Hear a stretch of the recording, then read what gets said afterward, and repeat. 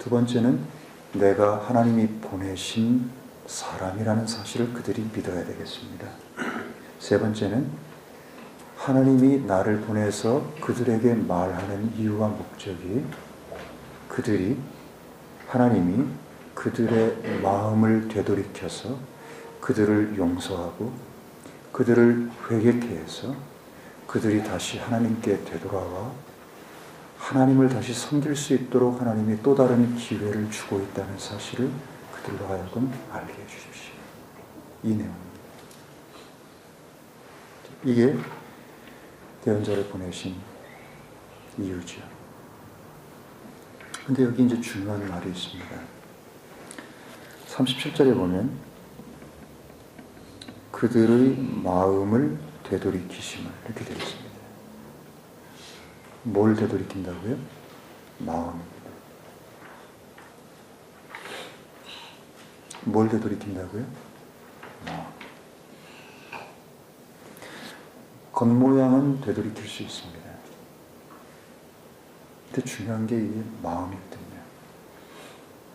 하나님은 그들의 마음을 되돌이켜서 마음으로 그들이 하나님을 사랑하고 하나님 말에 귀를 기울이고 하나님을 가까이 하고 하나님을 경외하고 그분을 섬기고 그분을 즐거워하고 그분을 기뻐하고 이렇게 되기를 하나님이 원하십니다.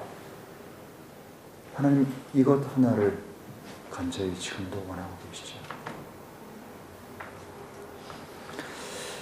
마음을 얻는 것, 이게 참 쉽지 않다는 것을 저희들이 잘 압니다.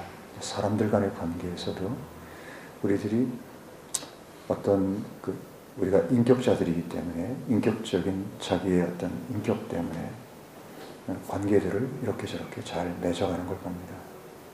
별로 하고 싶지 않아도 인격적인 관계를 맺어가고 좀 속으로 화가 나도 안 그런 것처럼 이렇게 넘어가기도 하고 이제 그러죠.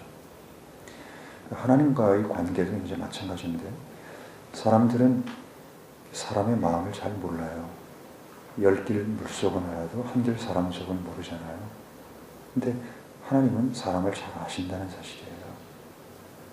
우리의 마음을 하나님 앞에 이렇게 속일 수가 없다는 겁니다. 우리 각자가 그분 앞에 벌거벗은 것처럼 다 드러난다라고 성경에 기록하고 있잖아요.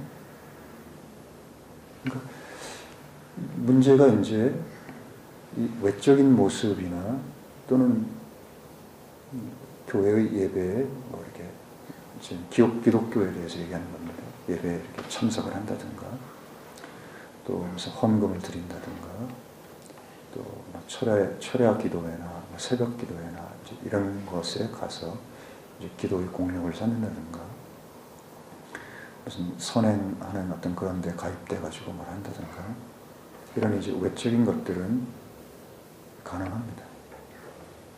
종교는 이런 것들을 다 제공해주는 그 터들이 되죠.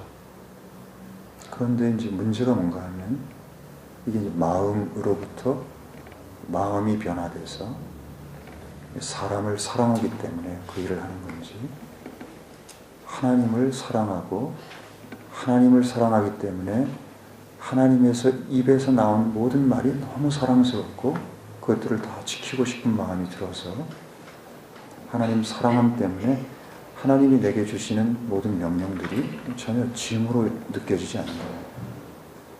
그것들을 하는 게 하나도 어렵지 않아요. 그렇죠?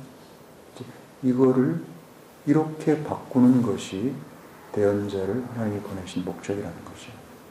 마음을 바꾸는 겁니다.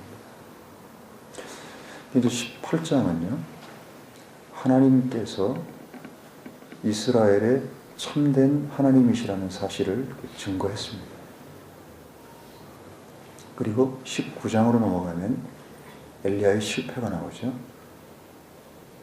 우리가 참 이제 이해하기 어려운 게 어떻게 18장에서 방금 전에 그런 대승리를 거두고 말할 수 없이 놀라운 기적들을, 그것도 시시한 그런 기적이 아니라 엄청난 기적을 이렇게 베푼 엘리야가 한순간에 그렇게 굴러 떨어져 가지고 그렇게 비참한 그런 지경에 이룰 수 있을까? 이게 참 미스테리 중에 미스테리입니다.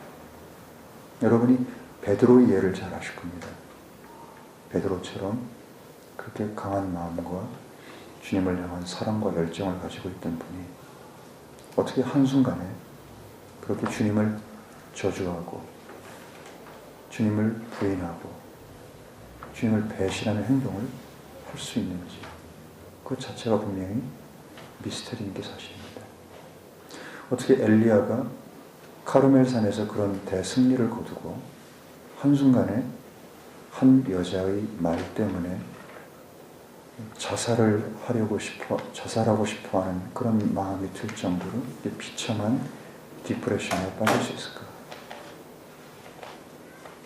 근데 이것들을 우리가 자세히 설명을 하지 못해도 저 같은 경우는 비슷한 경험들을 이렇게 해봤습니다. 아마 여러분도 이런 비슷한 경험들을 아마 해보셨을 수도 있습니다. 영적으로 이렇게 하늘을 나는 것 같은 그런 충만함이 이렇게 가득합니다. 밥을 안 먹어도 살 것 같고, 그리고 주님의 말씀의 빛이 내 마음속에 딱 비쳐서 하나님의 마음이 이렇게 이해될 때, 그리고 그것이 믿어지고, 그러면 이게 밥을 안 먹어도 사실은 허기가 지지 않습니다. 말할 수 없는 이 기쁨이 내 속 어디선가 이렇게 이게 나오는 이것이 참 형용할 수 없는 기쁨이 이렇게 생기죠. 그리고 이제 그렇게 쭉 삽니다. 그러다가 어느 한순간에 완전히 이 무적행 속으로 빠지는 것처럼 곤두박질하는 우리 자신을 경험 아마 하신 분들이 있으실 겁니다. 하루는 천상에서, 하루는 지옥에서 이런 것들을 이렇게 경험하는 겁니다. 어떻게 한순간에 그럴 수가 있을까? 그러나 저는 이 19장의 엘리야의 실패를 통해서 한 가지 본 게 있습니다. 제가 이제 일반적으로 구약을 가지고 잘 말씀 교제를 잘 안 하는데, 이 부분은 예전부터 말씀을 좀 교제했으면 그게 뭐 몇 년 전부터 이 부분만 읽으면 저한테 그런 마음이 있었습니다.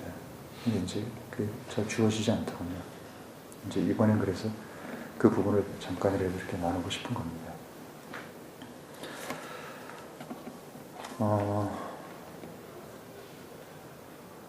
19장을 이제 그냥 보시면요. 자, 이제 18장의 내용은 여러분이 잘 아시고, 이제 19장도 잘 아시는데, 그 엘리야가 이제 이미 말씀드린 것처럼 놀라운 기적들을 많이 행했죠. 말로 이렇게 딱 얘기를 하니까 3년 반 동안 비가 내리지 않았습니다. 그럼 이제 말할 수 없는 기근이 생겼겠죠. 그리고 또 이 사렙다 과부에게 가서 두 가지 기적을 행하죠. 하나는 그 떡반죽과 또 기름병에 부족함이 생기지 않는 그 이제 기적을 이렇게 행합니다. 그리고 죽은 아들을 살리고요.